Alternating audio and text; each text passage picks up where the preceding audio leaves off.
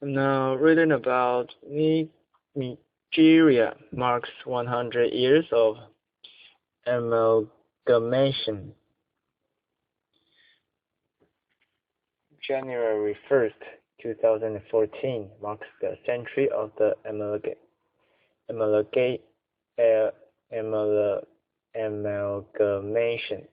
amalgamation of southern and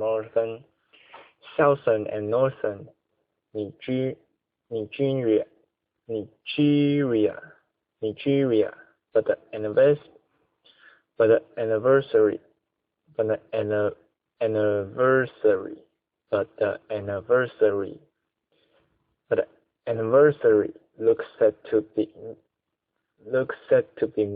mooted amid lingering questions about whether the union can hold. In the run-up to the landmark, opinion is split between those who think amalgamation has been a boon and others who consider it the first step in the creation of a still failing state.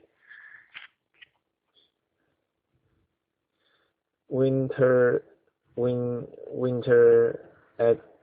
Edwell Maja Pierce described Africa's most populous nation as one imposed by the colonialists who dreamed up the fiction which has now become the nightmare we are all struggling to escape. The most pressing question now is whether to continue trying to make it work. The International New York Times columnist told AFP, Nigeria's first step towards independence in 1960 was taken on New Year's Day 1914 at the ceremony outside the courthouse in the southern city of Lagos. The British rulers hoped that trade would be boosted by uniting the economically faltering north with the more prosperous south. But the primarily commercial move, as with others in Britain's then global empire, also fused an array of people divided by custom, language, and, perhaps most importantly, faith. By the start of the 19th century, northern Nigeria, where the Fulani Hausa ethnic group was dominant, had become a caliphate controlled by a structured network of Islamic theocrats.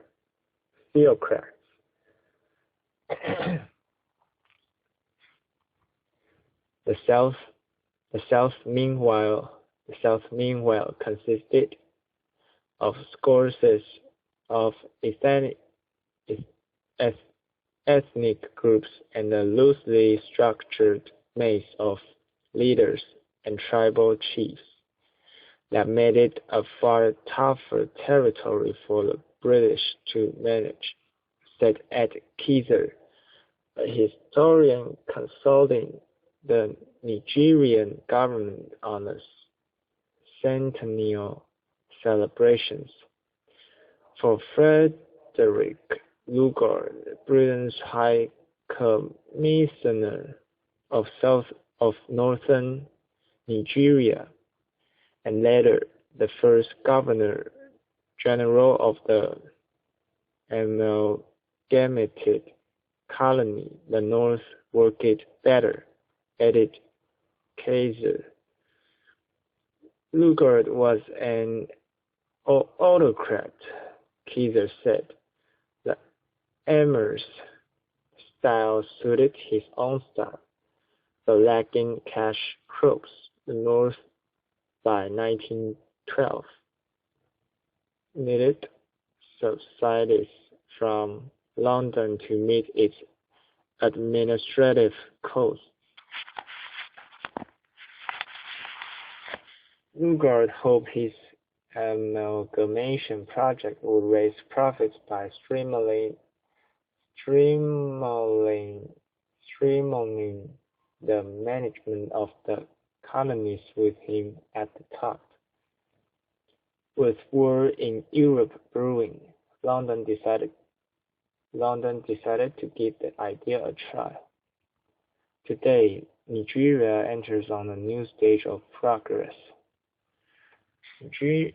Nigeria enters on a new stage of progress, Lugard said outside the Lagos Supreme Court building on the first day of 1914, according to a text provided by Kaiser.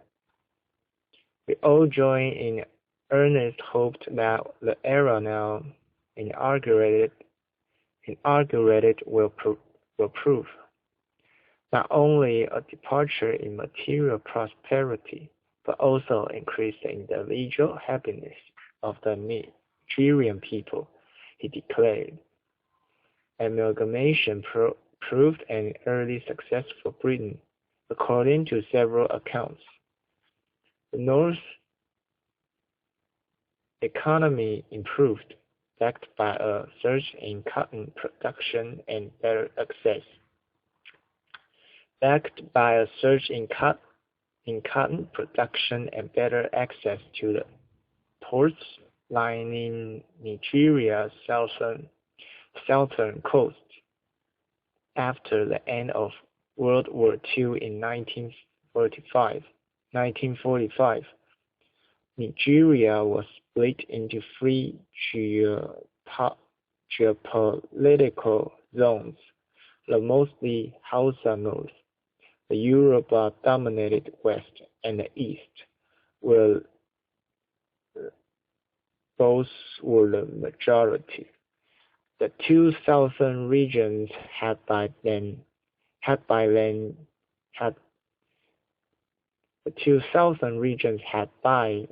become majority Christian. But in the late colonial period, political combat most often boiled down to a freeway struggle, the International Crisis Group said. On the eve of independence,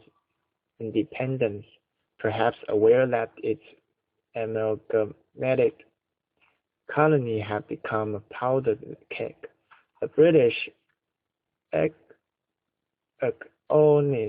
over whether the country should be split into two parts.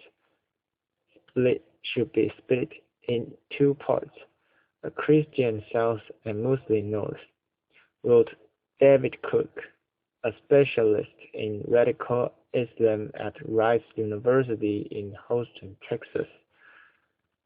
That did not happen, but a new nation did fracture within its first decade.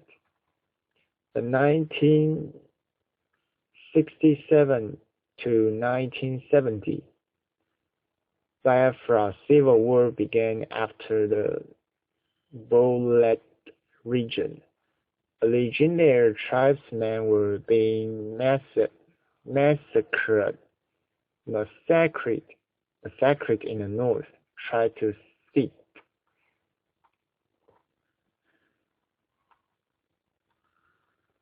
In the 3 decades after the war, Nigeria was mostly led by military dictators from the north in an era that saw the country's huge oil resources squandered through corruption. Elsewhere, sectarian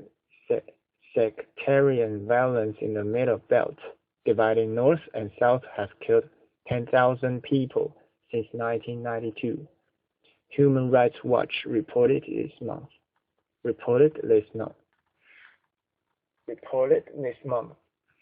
More than 4,000 people have died since 2009 in an insurgency waged by radical Islamist group Boko Haram. The Islamist violence has not spread below the Middle Belt but has inflamed anti-Northern sentiment in the South. It is only oil that has kept us together, said Maja Pierce. Petrodollars have been used to smooth out political rivalries, pacify rebels, and generally patch up conflicts which could have threatened Nigeria's unity, he added. The People's Democratic Party, which has led the country since 1999, has an unwritten rule to rotate its leader between Southern Christians and Northern Muslims, aiming to ease regional tensions. For Professor Dapo Thomas of Lagos State University, politicians who still fixate on exploit regional rivalries are the ones who made the mess of amalgamation. I believe amalgamation was the best thing to have happened to Nigeria, the whole AFP, already home to the continent's biggest population, with an estimated 170 million.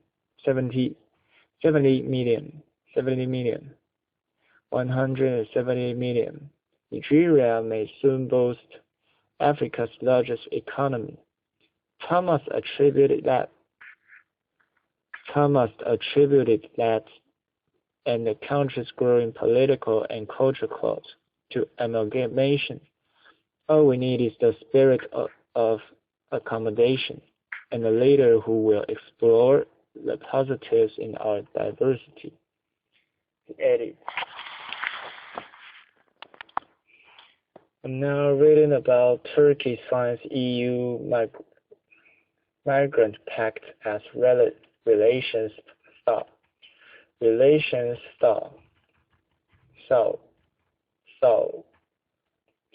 Turkey signed a long-awaited deal with the European Union on Monday to send back people who entered the bloc illegally from its territory in exchange for talks on visa-free travel for its citizens. The move, held as a milestone in EU-Turkish relations, comes 6 weeks after Ankara resumed talks to join the bloc, ending a 40-month freeze. The EU has committed to ensuring visa-free travel for Turkish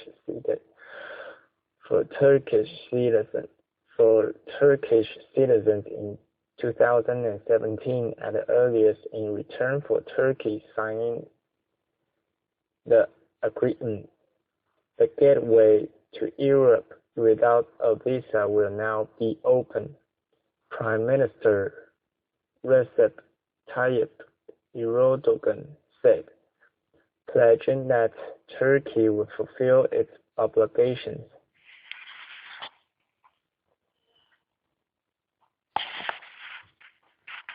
Erdogan said he would be heading to Brussels next month, while French President Francois Hollande is due to visit Turkey on January 27 to 28. These visits represent an opportunity to give a new impetus, a new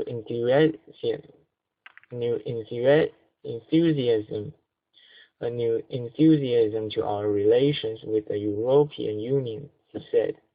The EU wants Turkey, a crossroads between Europe and Asia, to take back thousands of illegal migrants who have crossed its borders into Greece, the EU's eastern frontier. The deal had stalled in 2012, with Turkey refusing to sign as the EU would not commit to starting negotiations on a visa-free travel regime applied to other candidate countries. Turkish foreign minister signed an accord with the 28-nation bloc's Home Affairs Commissioner Cecilia at a ceremony in Ankara. Both Ankara and held it as milestone in Turkish-EU relations, but observers warned that the process might come to a standstill if Turkey, considered the main transit country for illegal immigrants from Asia, fails to live up to its commitments. But Erdogan was adamant. "We will not be a burden, but instead share the burden," he said.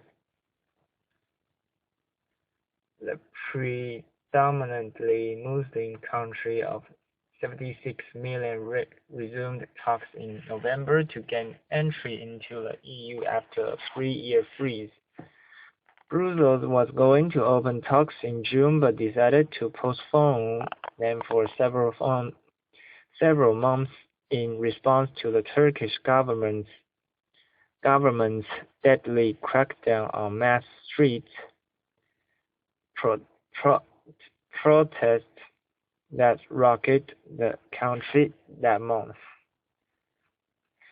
Turkey, a regional Sunni Muslim power, has found itself losing influence in its backyard in the wake of the Syrian civil war and the Arab Spring uprisings. The EU has come to realize that it has to defend some segments within Turkish society and revive the talks. And Turkey is inching toward the EU because it is increasingly isolated in the Middle East, she added. Turkey's effort to join the EU formally started in 2005, but stalled due to several stumbling blocks, including a territorial dispute with member Cyprus and opposition from heavyweights France and Germany. One trip follows France's decision to lift its blockade on one of the chapters or policy areas that each candidate state is required to complete for membership. As a staunch opponent of Turkey's EU membership bid, France has blocked 5 chapters on the groups that their opening would automatically guarantee for membership. The French objections came from former President Nicolas Sarkozy, who argued that Turkey was not part of Europe, but Ankara sees Holland as more open to its European ambitions. Now reading about LeBron scores 30 hit roll past Jazz 117 to 94. In the third quarter, LeBron James lost his headband and turned his left ankle. Neither slowed him for long. James finished with 30 points, 9 rebounds, and 9 assists despite getting an extended break after tweaking the ankle. Dwyane Wade added 27 points, and the Miami Heat beat the Utah Jazz 117 to 94 on Monday night. It was the best shooting night in team's history. Miami connecting on 63.4% of its shots, James led the way, making 13 of 70 attempts. I'm excited I could go back out there, make some plays, and finish the game off, James said. But I know in the morning, when I wake up, it's going to be pretty sore. Chris Bosh scored 20 points for the Heat, who moved within 2 games of Indiana for the East Lead. Miami hosted the Pacers on Wednesday. Alec Burks scored a career-high 31 points for Utah, which got 17 from Derek Favors. We didn't match their intensity in the second half, Jazz coach said. Give them credit. They know what it takes to get them. They know what it takes to get themselves out of holes. They know what it takes to get themselves out of holes. It was Miami's 17th straight victory over a Western Conference opponent, the second longest regular season streak by an Eastern Conference team in NBA history. Boston won 20 straight over the West during the 9-month span of 1973. A game in December pitting the 2-time defending champions against a team with the worst record in the West wouldn't seem all that likely to conjure some NBA Finals memories.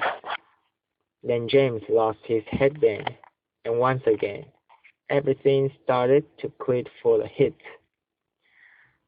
Just like in Game 6 of the Finals against San Antonio this past June, when James had his Terry Cloth accessory knocked to the court, something just seemed to change about his game. Miami was up only 3 points when James went without the headband, and the lead was up to 13 later in the quarter. Miami outscored Utah 36-21 in the third.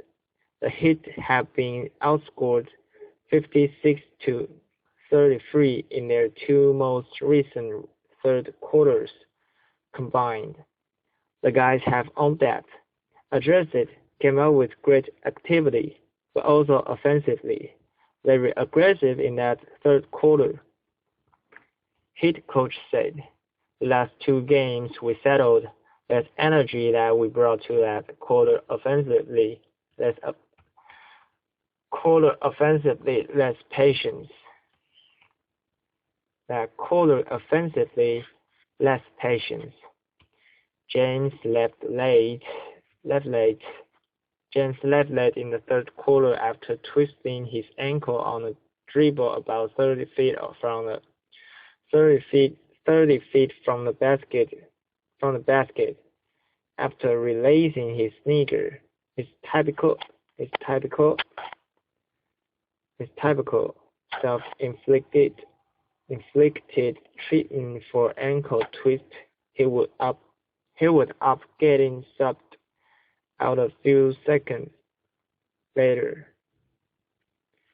He walked off the court slowly, took a seat on the floor near the Heat bench, and smacked his hand on the hardwood with such anger that the Heat could be heard halfway up the arena. He does it once a year, Bosh said. This is his time. It's usually in December too. Got that out of the way, and now we can keep moving on. During the stoppage between the third and fourth quarters, James didn't even get up to join his teammates at first. Remaining down with the towel over his head,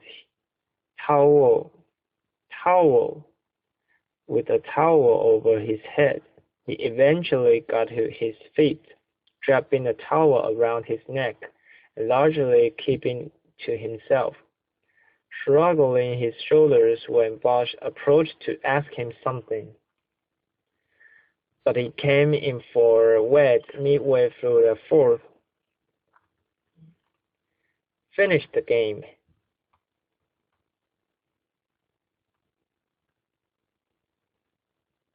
And the Heat cruised. Miami shoot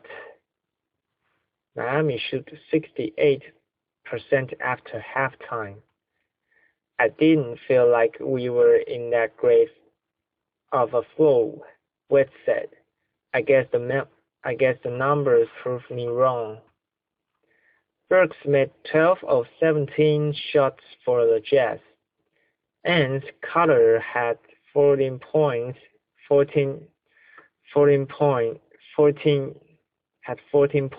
and 8 rebounds for Utah, which led by as many as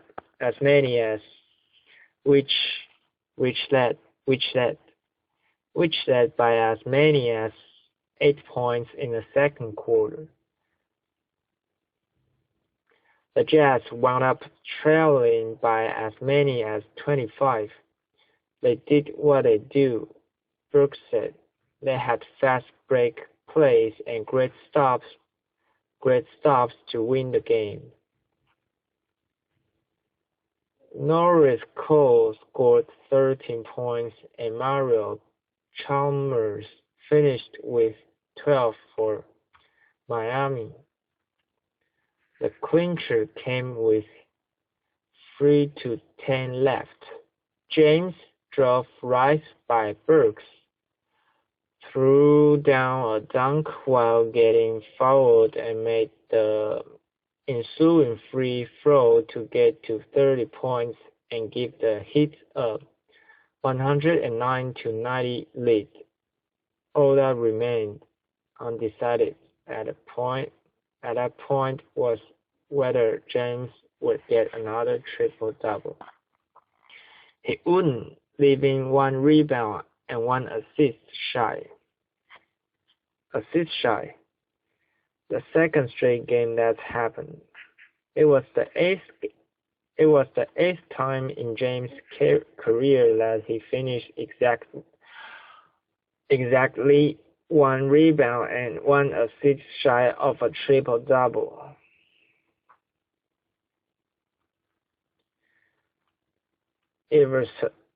Everton lose starlet Deulofeu until 2014. Everton will be without on loan Barcelona starlet Gerard Deulofeu until the new year due to a hamstring injury, the Premier League club revealed on Monday. Deulofeu has been one of Everton's most impressive performers in recent weeks, scoring a 4-0 win over Stoke City and a 1-1. Women everywhere are saving thousands of dollars on plastic surgery by reducing the appearance of wrinkles from the comfort of their own home. We are not hoping for ours.